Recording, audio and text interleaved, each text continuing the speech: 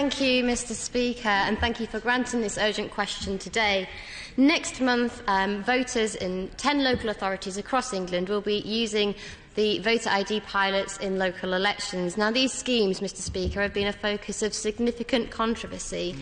At last year's local elections, where there were 5 pilot areas, the Minister appeared to celebrate the fact that at least 350 citizens were excluded from voting for not having valid ID, and these included people who had voted very legitimately for their entire lives. Exactly.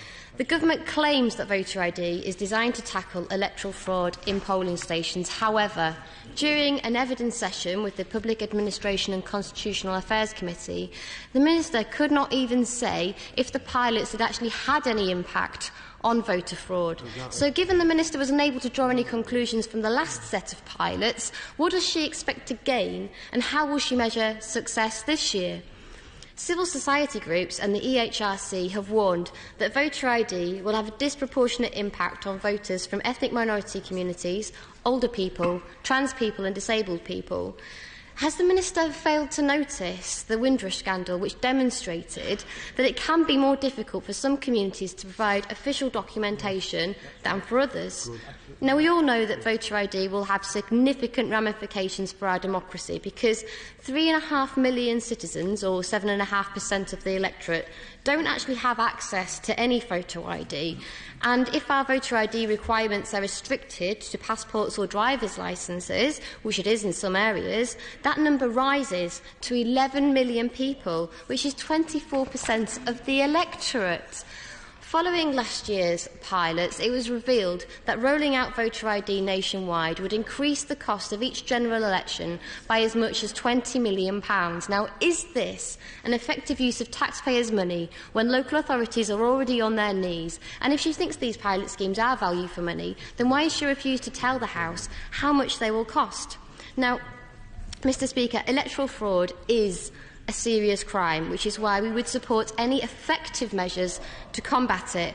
However, this Government isn't focusing on the real issues because there is actually no evidence of widespread voter personation in the UK.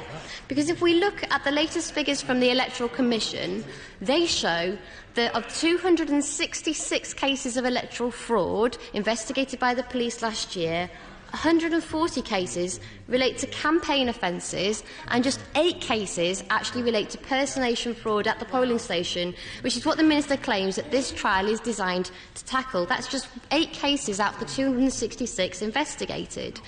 So does the Minister think that her government has the right priorities when, despite most electoral offences being committed by political candidates, it's actually the innocent voters who are being excluded from our politics because of this ill-thought-out policy? And with local elections fast approaching, and with the Government planning a rollout to the next general election, it's only right that members of this House have the opportunity to scrutinise and comment upon the Government's plans. So we're requesting that the Government allows time for a parliamentary debate to discuss these pilot schemes ahead of the local elections next month. Minister.